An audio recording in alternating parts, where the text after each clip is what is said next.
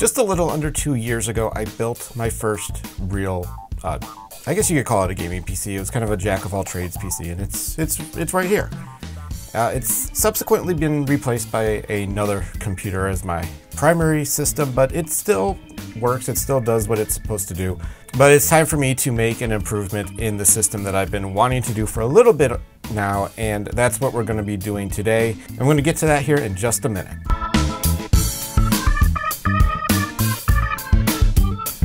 Now, to be perfectly clear, there is, as I've said, nothing wrong with this system. It still works, it still does what it's supposed to, it still plays games, still renders videos just fine, it can encode a stream just fine. There's nothing wrong with the overall performance. When I first built this system, I did it with this guy right here. This is the NZXT X62 Kraken CPU cooler, and it was one of those decisions I made back then that just seemed like a good idea at the time, and as time has gone on, I've kind of thought, I could have done something a little differently there. You could say the same about the memory, the nice red G-Skill memory that just kind of sticks out like a sore thumb in this build. But I, for a while, had thought about just simply upgrading the system and then putting in a custom loop. But ultimately, circumstances led me to build the computer. You can't actually see right now, it's back here though, with the 8700K and its own actual custom loop. But I found a compelling reason to make a change today. And that change is we're going to take this X62 Kraken out and we're going to put in something completely different. Now, if you saw my last video, I took a look at the product in question. It's the EK Fluid Gaming Kit. We actually obviously have to take the X62 Kraken out. We have to disconnect the fans. We have to disconnect the USB 2.0 header. Now, if you're sitting there going, well, it's a perfectly good X62 Kraken, you're saying, then why are you making this change? Well, there's a couple of reasons for it. The first is, having been using a custom loop now on the other system for a couple of months, I've found one of the best things about that loop is that the fans never get out of control loud. They don't ramp up. Even when I'm gaming, even when I've encoded a video, they've never had the opportunity to ramp up because the loop does a great job of keeping the temperatures cool, even when the CPU is working real hard. Now this guy here, this X62 is on a 5820K processor, which at full load at 4.4 gigahertz can get into the mid 70s, but even when it's only at about 40 or 50% load, it's enough to really kick the fans on the X62 Kraken. And these NZXT stock fans are not the best fans. They get real loud, real fast. And if I'm going to use this to encode and I want to use a medium encoding preset, which is perfectly capable of being used on this system, I want to quiet those fans down a little bit. And I figured a loop of some sort is probably the best way to do it. So I went and decided to give this kit a try. We're going to give the EK Fluid Gaming Kit a try. It's not terribly expensive, and it does allow you to expand into more water cooling possibilities down the road.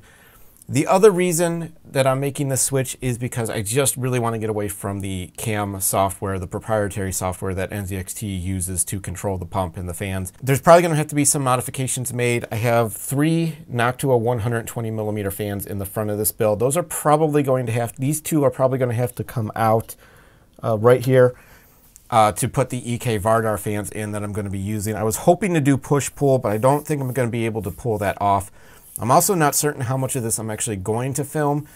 It's also a good opportunity to get in here and actually clean it up because this system has gotten a little dusty. Not real surprised that there's more dust in here, but we've got a layer of dust on the graphics card. All the fans are dusty. We'll get in there. We'll clean this up. We got to take this guy out, this guy off the CPU, clean up the thermal paste. The cat just knocked one of the thumb screws for the side panels off the dresser. Thanks. Thanks, Gooby. So we're going to get started. First thing I'm going to do is I'm going to clean this out. I'm not going to film all that, but we'll be back when it is time to actually prep things, I think. Maybe. We'll see.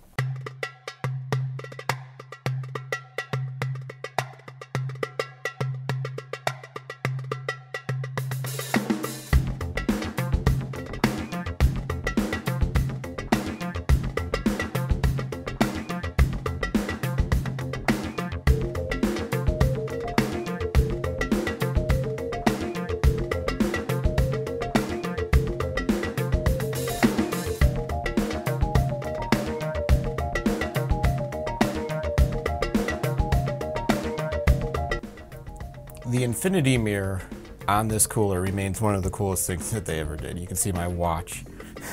So we've done a little bit of dusting now, and it's time to start getting into this. Now, I'm contemplating a couple of changes to the way the lighting works. So right now we've got two Phanteks Halos Lux RGB fan frames, and we're going to keep a set of we're going to keep those on the upper radiator. I've got three 120mm variants that are going to go on the upper radiator, because what we're going to do here is we're going to put a 360 up top, we're going to put a 240 in the front, we're going to have the 240 go to the pump reservoir combination, that's going to go to the other radiator, to the CPU, back to the 240 reservoir. That's going to be the loop order. Routing the tubes is going to be the interesting part. I could probably go through here. I could go up over the top of the graphics card. I'm probably going to have to lower this fan a little bit, and also one of these fan frames is going to be put onto the back. Now, I mentioned changing this because right now the case lighting, which is there's a light on the top panel, and then there's a light in the front of the case, is tied in with AuraSync and is directly connected to all of the RGB lighting. Now, what I think I'm going to do is I'm going to use the header to control some of the lights in here, but use the case control to do the rest of the lighting, kind of like what I've done with the system behind here, where I have a multitude of effects that I can do. Now, this is not addressable. None of the RGB in this system is addressable. It's all standard RGB, so there's not going to be anything too crazy, but I still think it could look a little bit better than it does. Not that I use this system a lot anymore. It's pretty much only being used when I actually have a video I want to render and still play games on the main system, or if I'm actually doing a live stream, which hopefully will be more often in the future. So kind of some thoughts that I have. Now, the first thing though to remove, we need to get this cooler out of here. So we're going to go ahead, remove this. And then of course, you know, the pump block is just screwed in directly to the motherboard, because on X99, the backplate is pre-installed, which will actually make all of this a little bit easier because we don't have to do any backplate installation. But for now, we're going to move on now to the next step, which is to get this AIO out of here and move on to prepping the loop. So that is what we're going to do now.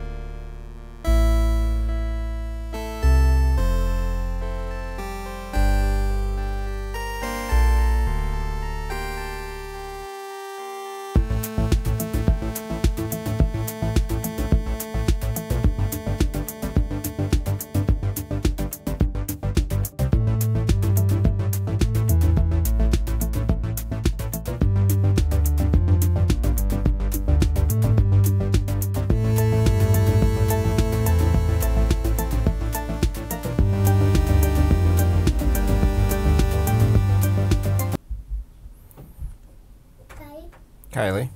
Can you make tea for me, please? So the first thing I'm going to attempt to do here is to set up the radiator, the 360 mil radiator that's going to go on the top. This is going to tell me what I can do and what I can't do. And so there's a couple things we got to do. We got to put the fans on, and we got to put, I've got that for the extension to get to the CPU header.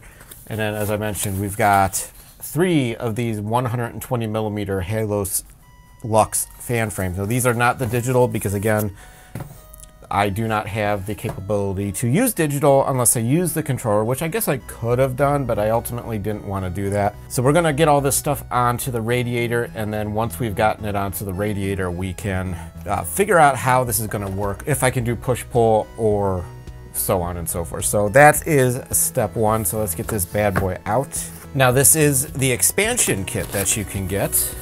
This is just the warning card telling you that this is aluminum and not to mix with copper, because bad things will happen.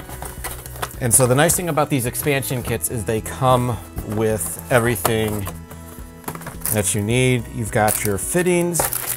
It comes with a splitter, which is great. And then we're going to use that splitter to go into one of these guys. This is a Chromax Black Noctua 4-pin extension cable. There's 4 of them in there, because I always seem to be running out. So here is the radiator. In fact, this is one of the first things we can do, is actually get these all the way in. And so we're gonna orientate these all pretty much the same way. These cables are plenty long. And so pretty much like that. And so that's how they're gonna be. And then we want the frames on here as well. And this is gonna be the same kind of thing. So this is how we want them to orientate. And I'm gonna go ahead and put all these on here, and I will talk to you again when we are done with that step and what we're gonna do next. We're gonna probably put it onto the bracket, slide it into the case, and see how it looks.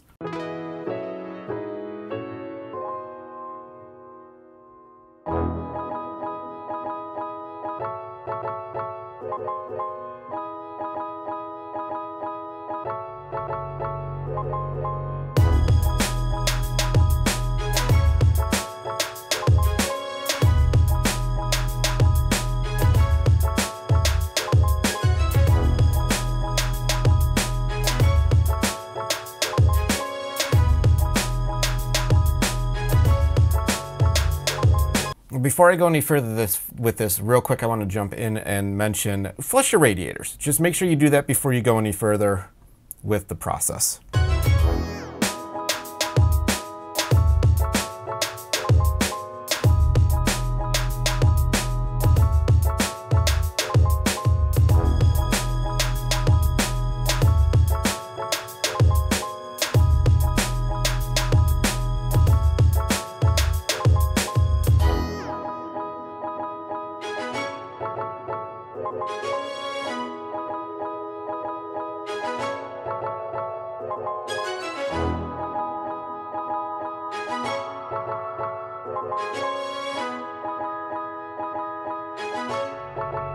Okay, so now that we have that part done, the fans and the frames are connected. We have the fans connected to their extension and to their splitter and to their extension. Now this looks like a lot, and it is a lot, but I want to be able to kind of route it through the back and out through the top to the CPU fan header, which will make things easier in the long run. So now, the great thing about this Phanteks system is I can mount this kind of how I see fit. And I'm just going to use the original screws that were here, and we're just going to start. We're not going to tighten them down all the way because we want to be able to adjust this as we see fit. So we just want to get these on so that we have it in place, and we can pick up the bracket, slot it in there, and then kind of see how this is going to work.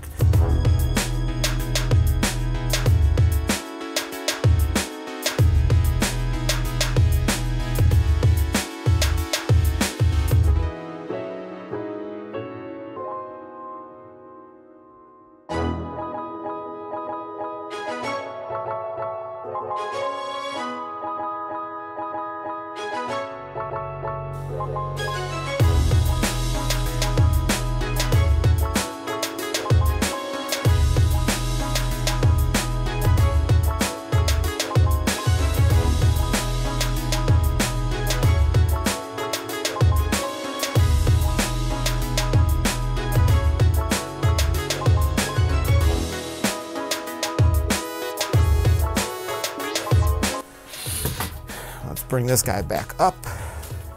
Let's make sure you're up all the way. And so that's kind of how we have it right now, though that this is not necessarily going to be how it stays. I just want to see how this would work. Now, don't think I can go any further to the left. Even if I drop this rear exhaust fan, I don't think there's a whole lot of play to go to the left more. We're gonna have to play around with this a little bit. I really don't want to remove this bottom fan because that's a pain to get to because of where the screws are, but if we have to, we have to. So I'm gonna play around with this for a little bit and then we will be back to do more. Okay, after a lot of tinkering around and coming to the realization that one of the big flaws with this case is where the hard drive cage is. Unfortunately, the hard drive cage has to come out. The hard drives can stay down there. I'm not that concerned about them. They're still in their actual caddies. That's the only way, though, that I could make this 240 fit. And that is just one of the things that they made an improvement on the Evolv X, which is behind, is the ability to kind of move the hard drive cage over just enough so that you can fit more radiator space in here.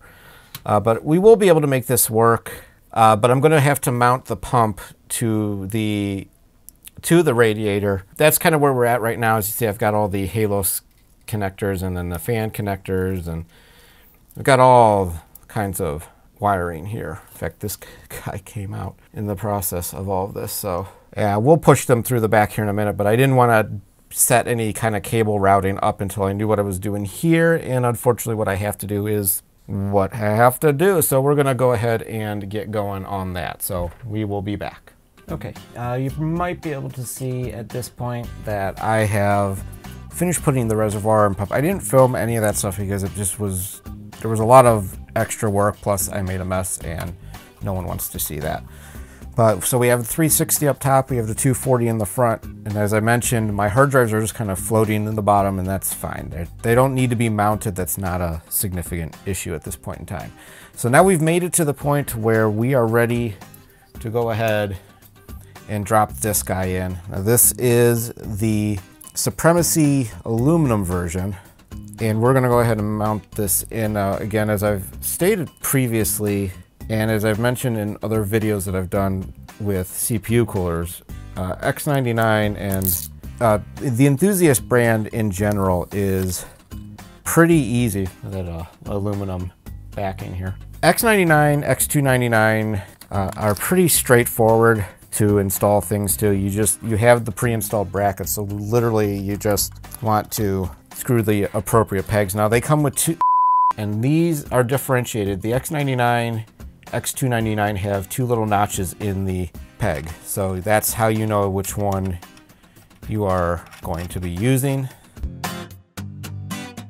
Get out of there. There's a washer stuck in here. So you put the screws in, then you put the block on, and then you put the spring and then the thumb nut.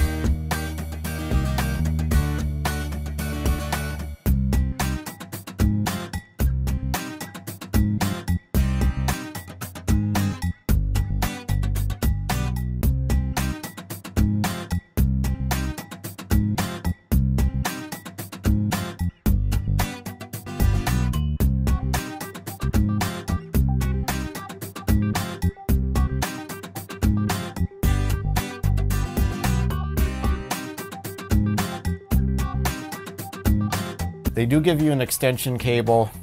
This is not going to be long enough. Maybe it will be, but if it doesn't, I have another one. I have lots of I have a ton of extensions now because I didn't realize how many I used in this build previously. I don't really have an elegant way to do it. I'm not going to film the tubing part because that's just not the most exciting thing in the world, but we are getting closer to being able to actually start leak testing. That is going to be the big thing. We need to leak test, make sure these fittings are on and ready to go. So I will be back once we are ready to start dumping the water into the system.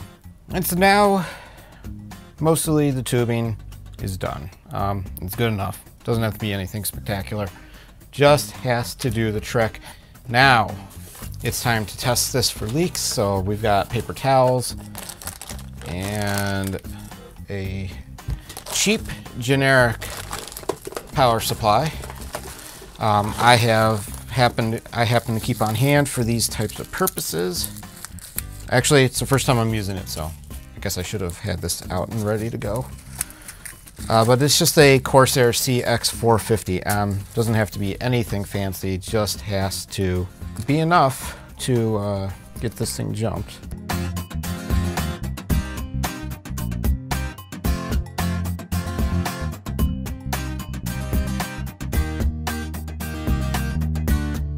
So we're going to connect our SATA power. So the pump is connected.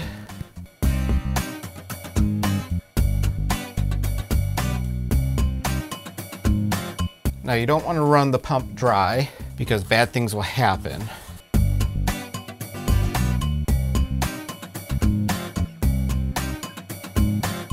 I've gone ahead. We have a little bit of water here in this thing. And we're going to flip the switch. And we're going to shut it off real fast. If this doesn't show any preliminary leaks, I'm going to put it over back by its station.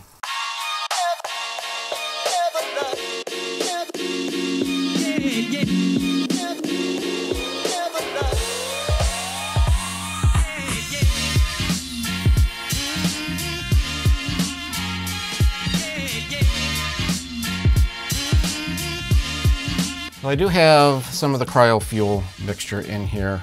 I'm not going to end up using it all in this loop. I got to top off the other loop anyway, so.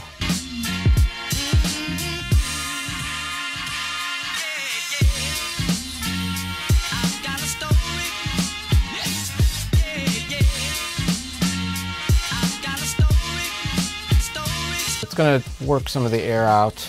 We're going to go ahead and cap this. Now draining this thing is going to be a pain because of the way it's mounted, but I should be able to unscrew the bracket from the radiator. Relatively simple because this is just on a fan mounted, this is just on a bracket that goes on, that's attached to the radiator. Give it a tilt. Yep, that's kind of what I thought. Is we got some air and you want to work the air out, so we're gonna do some tilting and try to work some of this air out. And then what we will do is prop this bad boy up over on its stand. We'll keep this power supply plugged in for it, and we will let it go for a little while, and if everything checks out, we will hook it up completely the way it's supposed to be hooked up, and we will fire things up and see how it goes. But that's gonna be it for the short term. I will be back probably later to film. I'll probably film a quick boot once I've determined that there aren't any leaks, and we will go from there. That's the EK Fluid gaming kit. Is installed, it is connected, and now it's just getting all the air bubbles out. That's really what the next step is to get the air bubbles out, but I will let it go for a couple of hours. I know they say 24 hours, but I think if you're gonna get a leak, you're gonna find it pretty fast. And then we will connect it up, and then we will see how the system is doing. Okay, so we just finished leak testing. Went for about 3 hours or so, and no leaks were to be found. Now I don't have it powered on right now because what I'm gonna do now is I'm gonna close this all up and connect it to the actual power, and then I'm gonna take a look and see, take a look at some of the numbers, see how it's cooling. Just wanted to let you guys know that it did survive its initial leak test. This is the loosest tube of them all because it's the longest. This one here is pretty snug. This one's pretty snug. This one's a little longer than I wanted it to be, but I just had reached a point to where it was like it was the last one. I had an issue with the previous one. In fact, it's right here. I'm actually glad I bought extra fittings because this is actually stuck. Something to keep in mind is to maybe buy an extra box of fittings, maybe some extra pieces of tubing if you want. There was just enough tubing to do this. These guys are always, to me, the easiest to do. They were the easiest to do in the previous build. There really weren't any issues. It connects pretty much fine. I have it running to the water pump header in the top. I have these guys going to the CPU fan, and we will do one more video after this to kind of talk about what I've seen performance-wise, because I'm really curious to see what it does for temperatures. I'm really curious to see if it makes any difference, particularly under load. I want to see under a high workload what am I seeing? Because with the Kraken, the X62 Kraken, I was getting into the mid 70s under a stress test and with Adobe Premiere Pro. And we were still idling, you know, mid 30s most of the time, sometimes upper 30s. Again, to take that with a grain of salt, because the ambient room temperature in here is always a little bit warmer than it probably should be. But it's a small room, heats up pretty fast. And I sometimes have two systems going, so it makes a lot of sense if you ask me. That's going to do it for this video. I'm going to get this thing put together, and we'll finish up with some footage of the build up and running with all the lighting done, so you can take a look at it. I hope you enjoyed it, though. I will catch you guys in the next one when I talk about performance numbers and if I've been able to increase the overclock at all. I'm curious to see if I could get it up a little bit. It's at 4.4 gigahertz, the 5820K. Wonder if I could get a little bit more now. We'll find out, though. See you in the next one. Thanks for watching.